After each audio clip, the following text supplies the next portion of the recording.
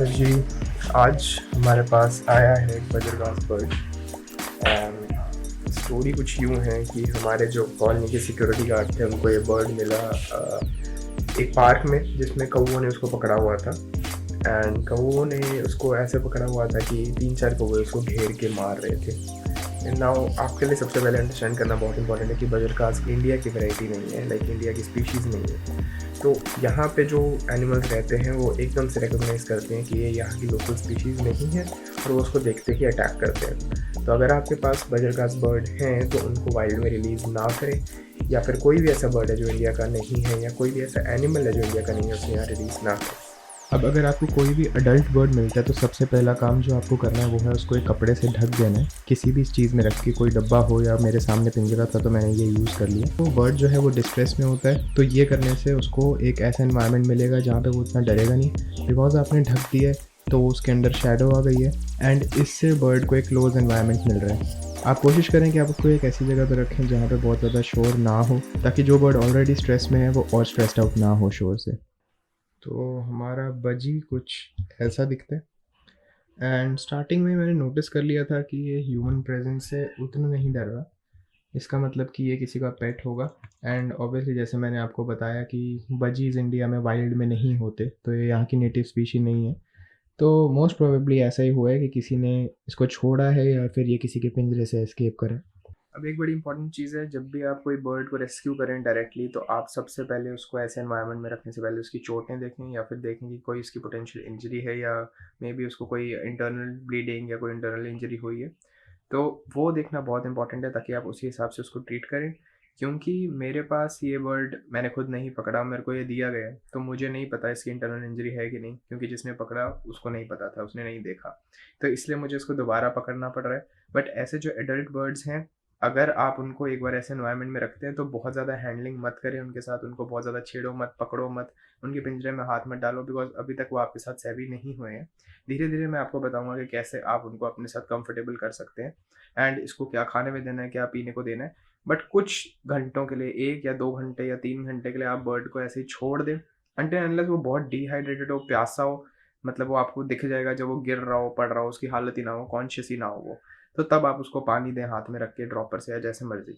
But ये bird अभी चलता फिरता है, आंखें खुली हैं, गिर पड़ नहीं रहा, एंड कॉन्शियस है, तो इसको मैं प्रेफर करूंगा कि ना छेड़ूं और कंफर्टेबल होने दूं। देखते हैं कि इसको कोई इंजरी है कि नहीं है। आई नो थोड़ा सा तुम्हें आवाज़ आएगी, ये डरेगा, चीखेगा भी मे बी, मतलब मैं कह नहीं सकता। बट ये पानी पी रहा है, तुम्हें दिख रहा है कि ये थोड़ा बहुत कंफर्टेबल है, मतलब ये पक्का ही पक्का किसी का पेट होगा। इसको पकड़ना पड़ेगा अब हमें थोड़ा, एंड थोड़ा ध्यान रख सकते हैं आप लोग, क्योंकि ये काट भी सकता है हल्का सा आपको। आफ्टर ऑल पैरेट की ब्रीड है और इनकी शार्प होती हैं ये बीक्स। आ जाओ आ जाओ आ जाओ आ जाओ आ जाओ आ जाओ। चुके चुके, नहीं नहीं, काटना नहीं, काटना नहीं है। बहुत आराम से हैंडल करें, कोई जल्दबाजी नहीं है, एकदम ग्रैब मत करें उसको, ये फील मत दिलाएं कि आप खुद एक क्रो हैं जिससे वो डर जाए। आ जाओ। बहुत धीरे धीरे कंफर्टेबल करना है, अपना हाथ डालें थोड़ी देर तक अंदर, क्योंकि इमरजेंसी नहीं है इसलिए मैं इतना आराम से कर रहा हूँ। अगर ये बिल्कुल डिहाइड्रेटेड होता और अनकॉन्शियस हो रहा होता तो मैं इसको एकदम से पकड़ के हैंडल करता। आ जाओ आ जाओ आ जाओ आ जाओ आ जाओ आ जाओ।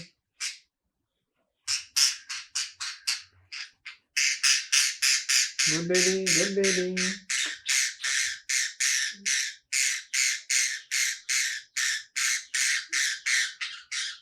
Good boy, good boy, good boy. Ouch ouch ouch, काटना नहीं है, काटना नहीं है। नहीं नहीं नहीं, ये काट रहा है थोड़ा मेरे को, बिकॉज ये स्ट्रेस में है। तुम्हें इसकी चीखों से पता चल रहा है, बट मैं इसको हाथ में कंफर्टेबल कर रहा हूँ थोड़ा सा। मैंने इसका मुंह ढक दिया है, शायद फोकस भी नहीं है। मैंने इसका मुंह ढक दिया और तुम देखोगे कि मुंह ढकने से इसकी चीखें कम हो गई हैं। तो ये एक लाइव तुम्हारे सामने एग्जांपल है कि कैसे आंखों के सामने अंधेरा करने से ये लोग कंफर्टेबल हो जाते हैं थोड़ा।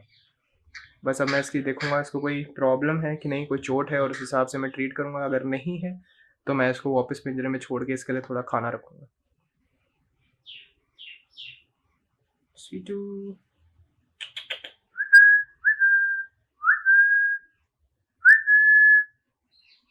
ऐसी हल्की सीटी मार के आप उसको कंफर्टेबल कर सकते हैं। प्लीज़ बहुत ज़्यादा ज़ोर से मत चिल्लाएं, या फिर घर का एनवायरनमेंट ऐसा मत रखें जिसमें बहुत शोर हो, वो बर्ड बहुत डर जाएगा शोर से। तो आपने उसके सामने कामली बोलना है, उसको कामली सीटियाँ मारनी है या जैसा भी आप कम्युनिकेट करना चाहते हैं, बट आपके वॉइस में एक कामनेस होनी चाहिए ताकि वो बर्ड आपके साथ कंफर्टेबल हो। उसको जो पकड़ रहे हैं वो भी बहुत आराम से पकड़ें ताकि वो बर्ड डरे ना इतनी जल्दी।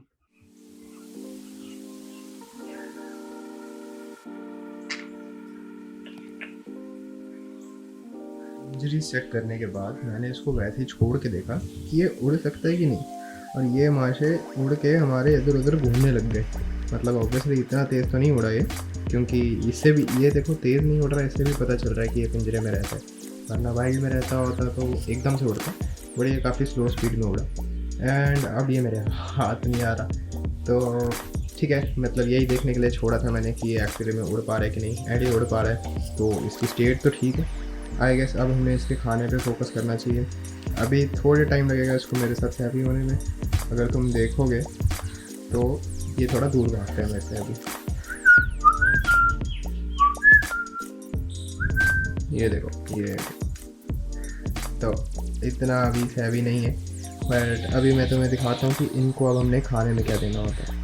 So before you feed these birds, it's very important for you to understand कि वो omnivorous है, carnivorous है या herbivorous है। बेसिकली herbivorous होता है जो पत्तियाँ खाता है, जो वेजिटेबल्स खाता है, या जो वेज होता है। omnivorous होता है जो दोनों मीट एंड वेजिटेबल्स खा लेता है या इंसेक्ट्स खा लेता है। एंड कार्निवोरस आपको पता है जो सिर्फ मीट खाता है या नॉन वेज खाता है। तो बजीज के केस में बजीज ओमनीवोरस होते हैं। एज अ पेट ओनर, मतलब मैंने लोगों को देखा है पेट रखते हुए, मैंने बजीज थोड़ी देर के लिए रखे हैं, तो मैंने ये देखा कि वो सिर्फ हर्बीवोरस है। हमें ये लगता था बिकॉज हमने कभी उनको इंसेक्ट खाते हुए नहीं देखा, बट थोड़ा सा नेट पे पढ़ने के बाद ये पता चला कि वाइल्ड लाइफ में वो इंसेक्ट्स कुछ खा लेते हैं, बट आप क्योंकि वो नेचर ने उनको ओमनीवोरस बनाया है, इसका मतलब है कि उनको प्रोटीन की सोर्स कहीं से चाहिए जो कि एनिमल सोर्स होगा। तो उसके लिए इनको आप कैल्शियम के लिए एंड प्रोटीन के लिए थोड़ा सा एग दे सकते हैं। तो एग के छिलके एंड उबला हुआ अंडा, ये दोनों ऐसी चीज़ें हैं जो आपका बजीज खाएंगे। उसके अलावा बजीज का ये समझने की बात है कि बजीज की मेजर डाइट होती है सीड्स। तो वाइल्ड में भी एंड पेट्स में भी जब बजीज को पेट रखते हैं तो वो सीड्स खाते हैं। सीड्स उनकी डाइट का 70% या लगा लो 60% का कॉम्पोजिशन है सीड्स का। तो अगर आप कोई बजी रेस्क्यू करते हैं तो इमीडिएटली उनके खाने लायक सीड्स आपके पास नहीं आएंगे। तो आज यूजुअली हमारे घर में क्या पड़ा होता है, हमारे घर में दाल पड़ी होती है या फिर पल्सेस बाकी पड़ी होती हैं, और अगर आप कबूतरों को दाना देते हैं तो गेहूँ वगैरह पड़ा होगा या फिर मक्की मतलब कॉर्न के दाने पड़े होंगे। तो इतने बड़े सीड्स तो बजीज नहीं खा सकते। इनके लिए छोटे सीड होते हैं, उनको कहते हैं बाजरा, हाँ, और या दाना कंगनी। ये हमारे कुछ लोकल वर्ड्स हैं जो यूज़ होते हैं फिंचेस एंड बजीज के फूड के लिए। तो वो सीड लाने से पहले आप इनको क्या फीड करें वो मैं आपको बताता हूँ। तो इनको आप मैंगो दे सकते हैं, आप बेसिकली सीजनल फ्रूट्स दे सकते हैं जिसमें आपका मैंगो इंक्लूड होता है। उसके बाद आप ककड़ी दे सकते हैं, आप इनको मिर्च दे सकते हैं या फिर जिसको आप स्पाइसेस कहते हैं वो दे सकते हैं। उसके बाद आप इनको धनिया पुदीना दे सकते हैं एंड टोमेटो दे सकते हैं। ऐसी जो भी ग्रीन वेजिटेबल्स हैं वो आप डाल सकते हैं। एंड साथ में आप इनको कैल्शियम के लिए, जैसे मैंने कहा कि अंडे के छिलके दे सकते हैं या अंडा दे सकते हैं। फॉर्चुनेटली मेरे घर में आज अंडा बना था तो अंडा तो नहीं बचा, बट अंडे के छिलके बचे हैं तो मैं वही दे रहा हूँ। ऑल्सो आप इनको रोटी एंड चावल भी दे सकते हैं, तो रोटी और चावल ये दोनों काफ़ी अच्छे से खा लेंगे। आई वाज थिंकिंग कि काफ़ी सीजनल फ्रूट या ऐसी ककड़ी शकड़ी तुम्हारे घर में शायद ना हो, मतलब उसके अलावा तुम इनको खीरा वगैरह तो दे ही सकते हो, but I guess roti and chawal तो सबके घरों में होते हैं, तो रोटी एंड चावल आप दे सकते हो। चूरी एक चीज़ होती है हमारे इंडिया में, पैरट्स को खिलाने के लिए भी बनाई जाती है, बचपन में लोगों को भी खिलाते हैं बच्चों को बेसिकली। तो चूरी कैसे बनाते हैं, आप उसमें आप एक रोटी लें और रोटी के छोटे छोटे टुकड़े कर दें, उसमें थोड़ा सा घी डालें लाइक 5-6 बूंद, एंड फिर उसके ऊपर चीनी डालें, तो उसको मिक्स करके दें। And I am damn sure कि ये बर्ड उसे खाएगा एंड उसकी हेल्थ के लिए भी ठीक है। उसका शुगर लेवल बढ़ाएगी, शुगर बहुत ज़्यादा नहीं डालनी। एंड जो रोटी है उसके छोटे छोटे पीसेस करने ताकि वो अच्छे से खा ले। एंड रोटी उसको प्रोटीन भी देगी थोड़ा सा, उसको कार्ब्स भी देगी और उसका पेट भी फिल्ड रखेगी। But you have to be very careful with their diets कि आपको सिर्फ एक ही चीज़ नहीं दी जानी, आपको वेजीज तो देनी ही देनी है, बहुत नेसेसरी है। आपको सीड्स का भी प्रबंध करना है जल्दी से जल्दी। कोई भी पेट स्टोर पे जाएं जहाँ पे वेजीज बिकते हैं या फिर जहाँ पे आपको पता है कि दाना कंगी मिलता है, एंड इनके लिए वो सीड्स लेके आएँ। एंड उसके अलावा आप इनको कैल्शियम के लिए अंडे के छिलके दें, एंड आप रोटी भी दे सकते हैं। इसी तरह से आप इनकी डाइट गोल मोल करते रहें। तो अभी करंटली जिस पिंजरे में हमने अपने बच्ची को रखा हुआ है ये उसके लिए उतना ठीक नहीं है, मतलब उतनी आराम से नहीं बैठ पा रहा। मोर ओवर मुझे भी उसके खाने की प्लेट डालना है और थोड़ा मुश्किल लग रहा है बिकॉज उस पिंजरे की ओपनिंग थोड़ी छोटी है। तो तुमने देखे होंगे कि ऐसे पिंजरे जो आते हैं लाइक मे बी ऐसी ट्रे के साथ और ऐसे लंबे लंबे से निकल जाते हैं। ये मुझे पिंजरा किसी ने दिया था जिनको अपने बजीज को एक जगह पर रिहेबिलिटेट करना था, तो वो पिंजरा भी मेरे पास ही है इसलिए मैं यूज़ कर रहा हूँ। वरना वैसे रेस्क्यू के लिए ठीक है, बट अगर आप बजीज पेट रख रहे हैं तो मैं कभी रिकमेंड नहीं करूँगा कि उनको ऐसे वाले लंबे लंबे केजेस में रखो जिसकी तारों से वो स्लिप करते रहते हैं नीचे। ओवर अगर तुम खुद देखो तो ये एक ऐसा केज है जिसमें उसके पास उड़ने के लिए कोई जगह नहीं है। तो अगर आप ये देखो, मतलब अगर आप बजीज रख रहे हैं ना एंड आपको शौक है, एटलीस्ट उसको इतनी उड़ने की जगह प्रोवाइड करो और ऐसे रखो, जैसे थोड़ा ऐसे रखो यार जिससे वो पेट भी खुश रहे। मैं मना नहीं करूँगा, बजीज तुम्हें पेट रखना है तुम रख लो, बट एटलीस्ट अच्छे से रखो थोड़ा सा। तो अभी इसके लिए हम बेस बनाएंगे इसके पिंजरे का। वैसे यहाँ पे जाली होती है इसमें, बट मेरे पास वो वाला पार्ट नहीं है तो इसलिए मैं अखबार बिछा रहा हूँ जहाँ पे ये थोड़ा चल पाएगा। आई नो अखबार से थोड़ा स्लिप करेगा, बट फिलहाल के लिए यही देसी जुगाड़ है अपने पास। तुम्हारे पास भी जो बेस्ट जुगाड़ हो जिस टाइम पे तुम वो करो। अडल्ट बजी को मे भी किसी डब्बे में रखने की कोई सेंस नहीं बनती है, तो तुम एटलीस्ट कोई पिंजरा अरेंज कर लो जहाँ पे तुम उनको थोड़ी देर तक रख सको। उसके बाद क्या करना है वो हम डिस्कस करते हैं इस पिंजरे को बनाने के बाद एंड हमारे बजी को इसमें शिफ्ट करने के बाद।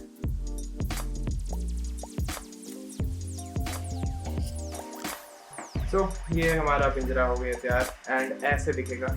मतलब ये वाले पिंजरे वो हैं जो मैं मना करता हूँ पेट ओनर्स को। रेस्क्यूअर्स के लिए ठीक है क्योंकि तुम्हारा शॉर्ट टर्म काम है, उसके बाद इस बच्ची ने कहीं ना कहीं कुछ ना कुछ कर ही लेना है, चले जाना है, तो ये उसका लाइफ लॉन्ग होम नहीं होना चाहिए कभी भी। पिंजरे में ट्विग्स लगाना बहुत इंपॉर्टेंट है, तो क्योंकि ये ट्विग्स पे ही पर्स करते हैं, तो आप कोई ना कोई लकड़ी पकड़ें जिसको आप पिंजरे में डाल सकें और एडजस्ट कर सकें और इस बच्ची के बैठने के लिए पर्च करने के लिए कोई जगह मिल जाए। तो मैं ये लगा रहा हूँ। Actually is a very confident bird, ये मैंने देखा है। मतलब इवन दो डरता है मेरे से, बट एकदम जाते ही एक्सप्लोर करने लगता है। मतलब बहुत हैरानी की बात है, बीइंग अ रेस्क्यूअर ऑब्वियसली मैंने पहले बजीज इतने ज़्यादा रेस्क्यू नहीं करे जो कि वाइल्ड से आए हों, बट बाकी बर्ड्स को देखूँ तो ये बर्ड बहुत ही कॉन्फिडेंट है, क्योंकि बाकी एक्चुअली भी वाइल्ड बर्ड्स होते हैं तो वे बहुत डरते हैं। लाइक ये तो एकदम से एक्सप्लोर करना शुरू कर देता है, चीज़ों को काटना पीटना देखना। जब ये खुलना भी था तब भी ये देखो चलाने मार रहे, कोई डर नहीं रहा, नीचे लकड़ियाँ देख रहे। It's quite comfortable and that's quite good, ताकि आपको एनिमल पे बहुत ज़्यादा टाइम ना लगाना पड़े उसकी साइकोलॉजी को समझने में and all. So I have cupped the water, हमने खाना भी रख दिया है, ट्विग्स लगा दी हैं, पिंजरा रेडी कर लिया है। आई गेस थोड़ा सा हमारा सेटअप बन गया है टेम्प्रेरी, एंड अब टाइम है कि हम अपने बच्ची को थोड़ा सा अपने एनवायरनमेंट को अंडरस्टैंड करने के लिए और रिलैक्स करने के लिए उमें से छोड़ दें अकेला। हर टाइम इसके सिर पे नहीं चढ़ा रहना, वरना ये काफ़ी कॉन्शियस रहेगा।